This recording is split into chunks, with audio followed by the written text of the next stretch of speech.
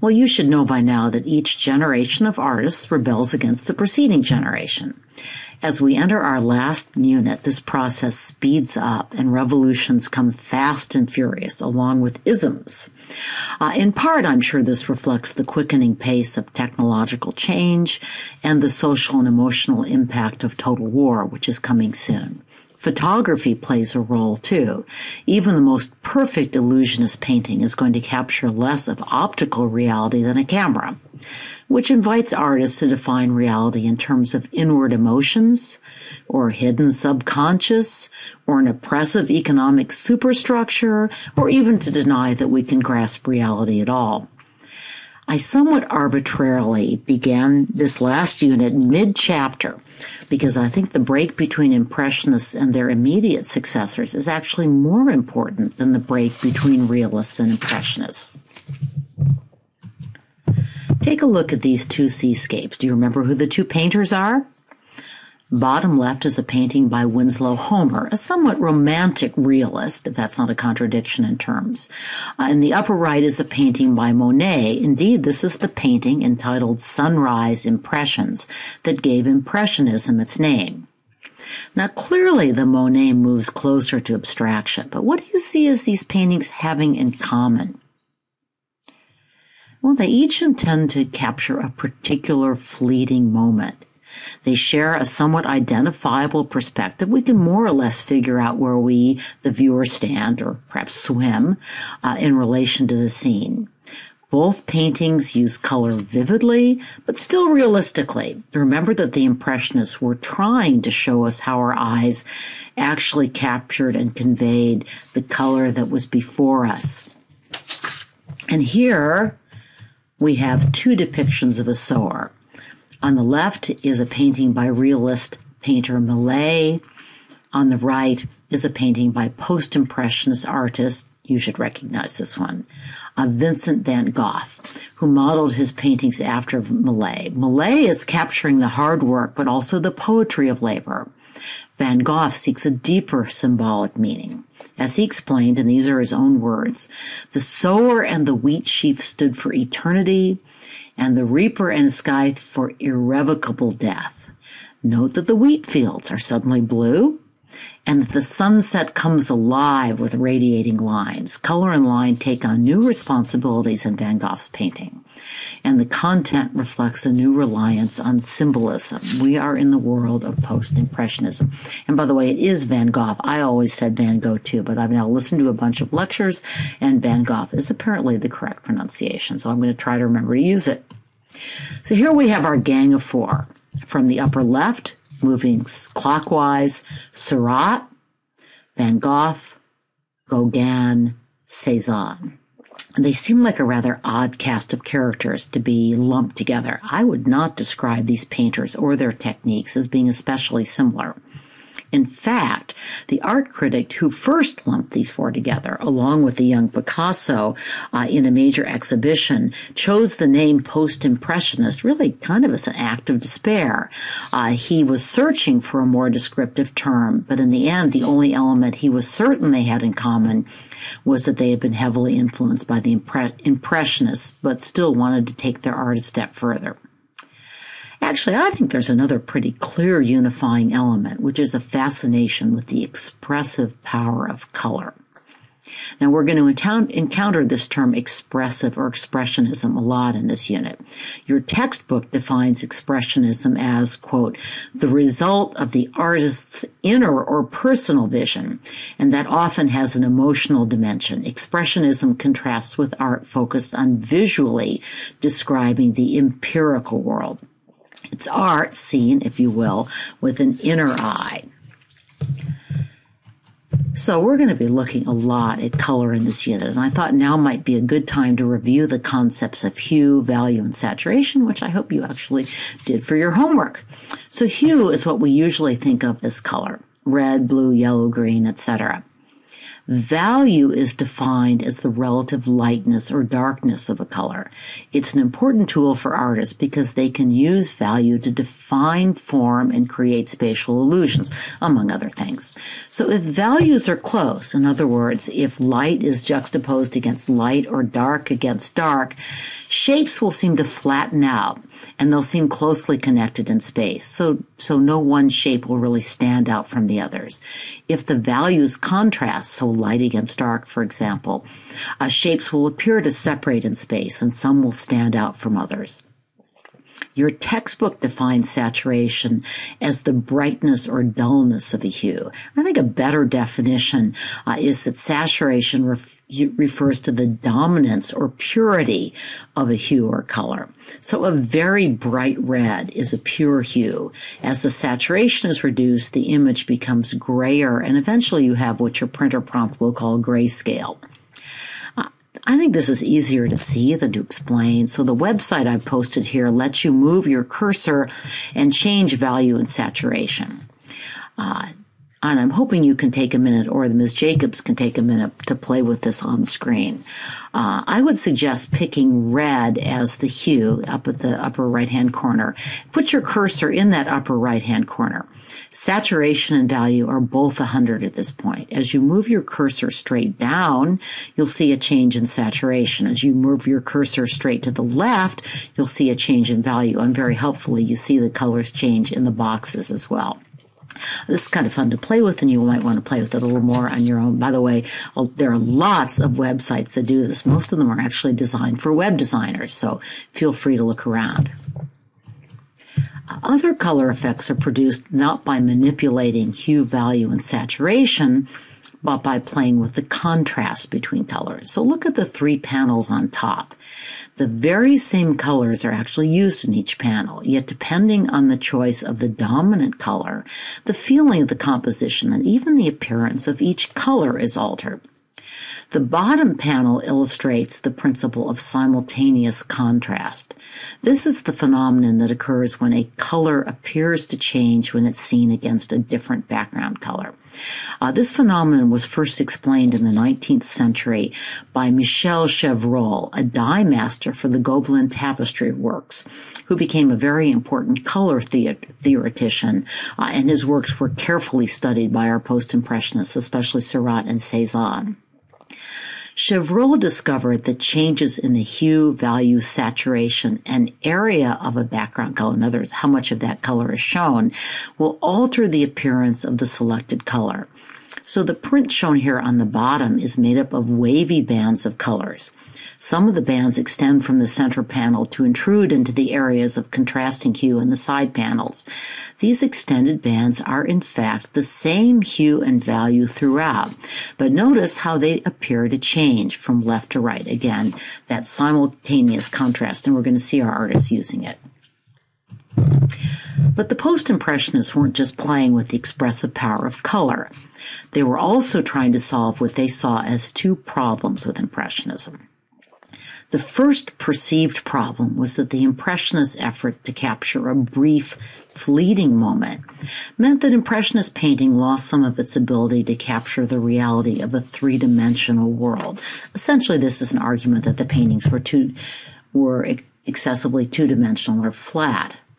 To try to see what bothered the post-impressionists, let's look back at a painting from the last unit, actually two paintings, Monet's Rouen Cathedral in two different manifestations. So in capturing the momentary appearance of this building in different lights, Monet sacrifices some of what Renaissance and Baroque painters had worked so hard to capture, the illusion of form and space. Now, in this slide, I've snipped and then blown up a square out of one of Monet's cathedrals. See how when you get up close, the shapes essentially disappear into brushstrokes. Now, the post-impressionists saw this as a loss, and indeed it was this realization that prompted the quote from Renoir that he realized he no longer knew how to paint or draw, and he came to this realization, by the way, by looking at Renaissance and Baroque masterpieces. Partly in response, post-impressionist painters reintroduced line as a significant design element, as well as using color somewhat differently. The other problem that some post-impressionists had with impressionist painters was that their content was insignificant. Now, I love this painting. I love Renoir, who's very easy to love. But it's true that he isn't really trying to convey a deep message here. If anything, Renoir is kind of disregarding the underbelly, if you will, of Le Moulin de la Galette and its working class struggles. And we talked about that in the last unit. The post-impressionists, and even more the symbolists, whom I'm going to talk about in my next lecture, felt that painting should address eternal concepts. We've already seen how Van Gogh imbued his Seurat, for example, with a deeper symbolic importance. Anyway, enough long-winded intro. Let's turn now to a closer look at our Gang of Four. I'm going to start with Georges Seurat, who is one of the most immediately recognizable artists in this course, which means you should be prepared to identify a Seurat painting even if you haven't seen that particular painting.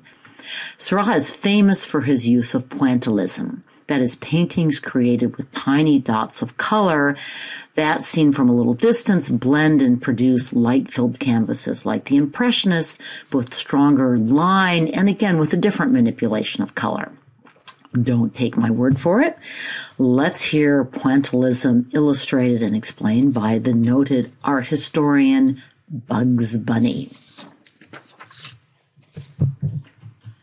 So as I mentioned before, Seurat was fascinated by the science of color. He was especially influenced by Chevreul's work on contrasting colors, which we saw just a few slides ago. To review, Chevreul discovered that two colors juxtaposed, slightly overlapping, or very close together would have the effect of another color when seen from a distance. This is basically the theory that underlies pointillism. So does the underlying white, which lends a kind of radiance to the picture. And that was talked about well on the Khan Academy podcast. Chevreul also realized that the halo that one sees after looking at a color is actually the opposing or complementary color. That's a phenomenon known as retinal persistence.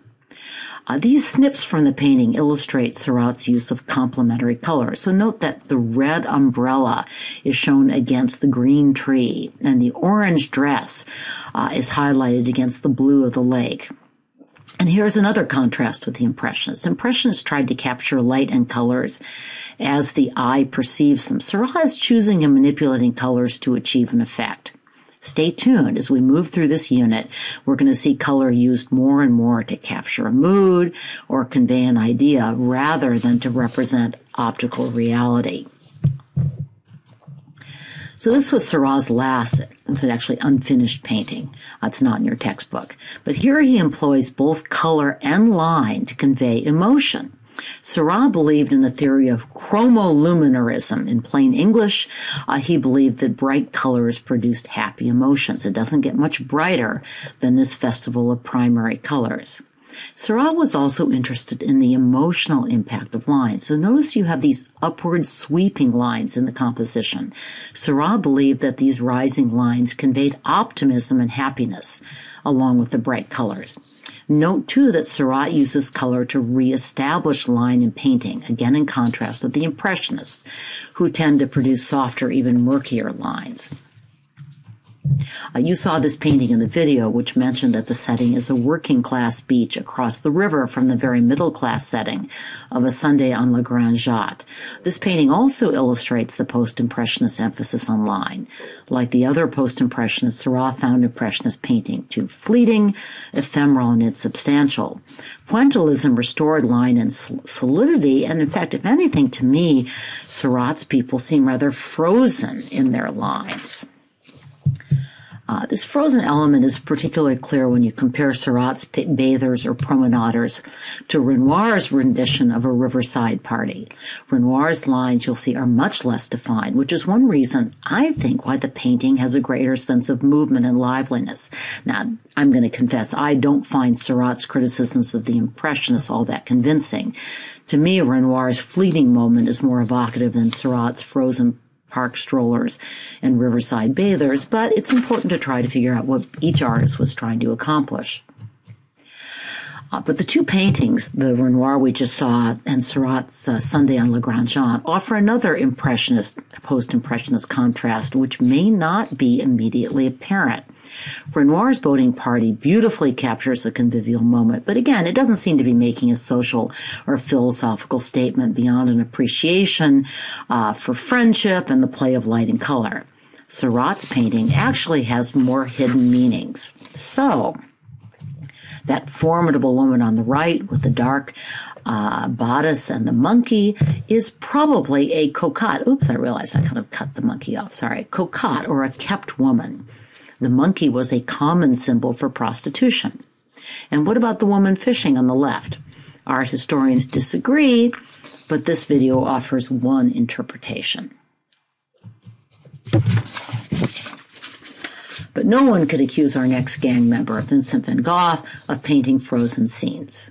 So let's start with a brief introduction from one of our art historian guides that you've seen before, Simon Schama. Wheatfield with Crows, by the way, may have been Van Gogh's last painting. There's some dispute among art historians. At any rate, we do know that just a few weeks after he painted this, he would be dead of an almost certainly self-inflicted gunshot wound to the abdomen. I say almost certainly because the gun was never found.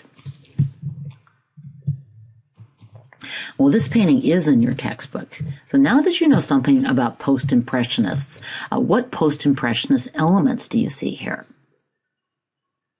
Well, like Seurat, Van Gogh uses complementary colors to create an impact, but his colors are bold and jarring and disturbing. And like Seurat, he seeks to restore line, but Van Gogh's lines pulse with movement. Rather than tiny dots, he applies paint in thick swaths with thick raised brushstrokes that really are almost themselves a line or convey line. So here's what Van Gogh wrote to his brother Theo. Theo supported Vincent van Gogh throughout his painting career. Instead of trying to reproduce exactly what I have before my eyes, I use color more arbitrarily to express myself more forcibly. So Van Gogh chose the red and green for this painting, not only for the retinal effect produced by complementary colors, but also because, in his own words, red and green, quote, express the terrible passions of humanity. So the room, he explained, is blood red. By contrast, in another letter to Theo, Van Gogh explained that he deliberately chose the colors in this painting of the bedroom of his retreat at Arles to convey the serenity he felt, that this was his peaceful retreat. So you all recognize this one, I'm sure. This is probably Van Gogh's most famous work. Like many of his greatest paintings, it was produced as Van Gogh struggled with depression and fits of delusion. And in fact, he painted Starry Night in an asylum where he had committed himself, basically in a moment of lucidity in between increasingly frequent fits of madness, where he would, among other things, consume tubes of paint, particularly chrome yellow. So let's return to Simon Schama for a discussion of Van Gogh's struggle with insanity and the art that this struggle seems to have produced. The statements that Van Gogh, or the actor playing Van Gogh, make in the video, by the way, all come from his letters to his brother Theo. We know a lot about Van Gogh's thought processes because he wrote so many letters to his brother. Van Gogh was a friend and colleague of our next gang member, Paul Gauguin. In fact, the two men spent 2 months painting together at Van Gogh's retreat in Arles. The visit ended badly. According to Gauguin's account, on the evening of December 23, 1888, Van Gogh confronted him with a razor, demanding to know if he intended to leave Arles. Gauguin confirmed that he was indeed leaving. He found Van Gogh's behavior disturbing and erratic. Van Gogh turned and fled, and disturbed by his companion's irrational behavior, Gauguin decided he would spend the night in a hotel. So the next morning, when he returned to the Yellow House, that was the house that he and Van Gogh were sharing in Arles, and there are many paintings of this house, he was shocked to find that the house was spattered with blood. Taken into custody by the police for interrogation, if you've been carving up your roommate, he discovered that Van Gogh had returned home after their confrontation and mutilated his left ear and basically razored off a chunk of it. Bleeding profusely, Van Gogh then went to a brothel and from there was taken to a hospital. Gauguin returned to Paris, and the two painters never saw each other again. And here is Van Gogh's painting of the atmosphere, of the aftermath, a very famous painting. But let's get back to Gauguin.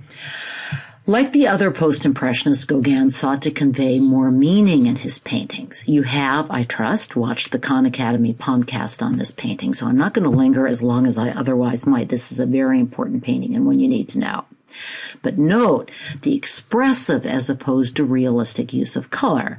The grass in Brittany is not, in fact, a bright scarlet. Nor does this painting capture, as the Impressionists tried to, a fleeting moment in real time. Gauguin explained in a letter to Van Gogh that, for me, the landscape and the fight only exist in the imagination of the people praying after the sermon. Increasingly, as we go through this unit, we're going to see art as the expression of the inner life, sometimes subconscious, sometimes imagination, sometimes thought, rather than just what we see with our eyes. And that's, again, one of the reasons why I broke the unit up between Impressionism and the units between Impressionism and Post-Impressionism. Unlike Van Gogh, however, and more like the Impressionists, Gauguin deliberately flattened and twisted his pictorial space. I noticed, by the way the juxtaposition of strong color values does help produce this effect. Here, Gauguin is also reflecting the influence of Japanese woodblock prints, something we saw in the last unit with Impressionists. Note the similarity between Jacob and the angel wrestling and a Hokusai print of sumo wrestlers, very similar poses. Also, the tree in the Gauguin painting that you just saw is also thought to be based on a Japanese woodblock print, shown here along with Van Gogh's rendition of the same scene. Gauguin painted in Brittany to escape what he saw as the corruption of city life. But Brittany didn't prove to be far enough away from civilization. I just note that Gauguin was also escaping the responsibility of a wife and 5 children, whom he pretty much left to fend for themselves. In 1887, Gauguin set sail for the Caribbean. When Martinique proved disappointing, he returned to Paris. That's when he visited Van Gogh and Arles. But then in 1891, he persuaded the French government to sponsor a trip to Tahiti, where he would record the people and their customs. Tahiti was a French colony. There, Gauguin developed a taste for underage girls, contributed to the local syphilis outbreak, and painted what he described as primitive scenes. So what are we seeing here? The Tahitians divided their day into 2 halves, daylight and darkness. Darkness was associated with Tupapaus, Tupapaus, and I'm probably pronouncing that wrong, the Tahitian personification of the spirits of death. So here we see a young girl visited by one of those spirits in the form of an old woman. Although the pose is sensual, there's a suggestion that sexual relations have just taken place or about to. The girl is clearly stiff with terror. Terror of the spirits, maybe also terror of the Europeans who had brought disease and destruction to the islands. Gauguin frequently deplored what he saw as the ruin of the local people and their culture, even as he was an active contributor to that ruin. Riddled with syphilis and nearing death, Gauguin painted this grim vision of the cycle of life and death. And again, this painting is in your textbook. Again, color is used more expressively than realistically, and the perspective is flat and somewhat distorted. But what's really important about this work is Gauguin's heavy use of symbolism, with the various figures representing the stages of human life. So the baby at the far right, not too difficult, signifies newborn life. The figure of questionable sex, whose back is turned to the viewer, is interpreted by at least some art historians as symbolizing the beginning of an individual's realization of gender. The apple-picking male and the girl to his left, who sits eating the apple, are, as you would expect, reenacting the fable of Adam and Eve, their quest for knowledge, and, of course, the loss of innocence, which is the subject of all of these Tahitian paintings. And finally, the old lady at the far left of the frame sits on the verge of death, unclothed, perhaps as a parallel to the baby on the painting's far right. In other words, we see a cycle. As I started preparing for this unit, I was surprised to learn that most art historians view Cezanne as the true founder of modern art. ignoramus that I am, I'd always thought of him as sort of a run-of-the-mill impressionist. I've learned a lot more since then. I was wrong. Like Seurat, Cezanne was an analytical painter. He studied the science of color very carefully. And like all the post-impressionists, he worried that impressionist painting lacked form, structure, and content. This painting is an extended experiment in color juxtaposition. So we see small patches of juxtaposed colors, the cool colors recede and the warm colors advance, giving a sense of spatial depth. But what really makes Cezanne the founder of modern abstract art is the way he plays with perspective. Since the Renaissance, artists had struggled to create an illusion of space on a two-dimensional canvas. Cezanne rejects one-point perspective, and instead he tries to capture the same scene from differing viewing positions, even different points in time. The space-time continuum is going to be another very important theme in this unit, taken up in part from Einstein and the influence he has on culture. Basically, Cezanne wants to have it all. He wants to create an illusionistic three-dimensional space, and he wants to expose the two-dimensional realities of all paintings. That's going to become clearer when we get to Picasso, who does this more obviously and in some ways even more creatively. Some of Cezanne's techniques are actually easier to see in this rather similar painting. So notice how Cezanne adapts the Impressionist short, thick brushstrokes, but he groups related colors into a kind of block of color, again, taking advantage of color juxtaposition. He also reintroduces traditional black shadows and outlines, again, seeking more of a three-dimensional form, but also using color to explore the two-dimensional canvas. And this is a snip, again, and a blow-up. It gives you a sense of how he used blocks of color analogous, that is, colors that are next to each other on the color wheel, and how he uses a stronger line. I mean, look at that black outline of the piece of fruit. Again, Cezanne is trying to get us to look at pictures both two-dimensionally up close and three-dimensionally when we back up and regain a sense of depth and space. So let's look back at Mont Sainte-Victoire with this in mind. So notice that Cezanne is using atmospheric perspective to create depth. The cool colors are in the background. But the patches of color do not get smaller as they move further back, as traditional perspective would instruct that they do. So again, the landscape provides an illusion of 3D space and a kind of two-dimensional use of color to produce 3D space.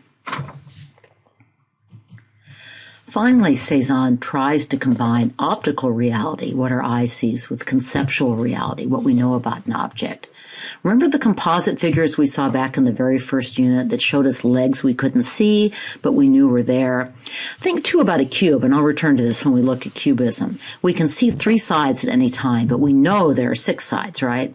So Cezanne, and even more the cubists who would soon follow, tried to show us both what our eyes see and the underlying reality that we know is there. I want to close with still another Khan Academy podcast. I know it seems like I signed everyone that's ever been recorded, but I didn't. This is a podcast about the painting you see here. It's not in your textbook. I want you to watch this together on the big screen because this video really gives you an opportunity to look at the painting close up. And that's what you need to understand Cezanne's innovative technique. It's not something that a slide can capture easily. I mean, I can do it somewhat with snipping, but I think this is a really good way to get a feeling for how Cezanne used color and shape. Alas, we are not going to be able to spend this much time with all of our artists, but this lecture should have introduced you to some of the concepts that artists will continue to explore as we move into the 20th century and beyond and toward the AP test in May.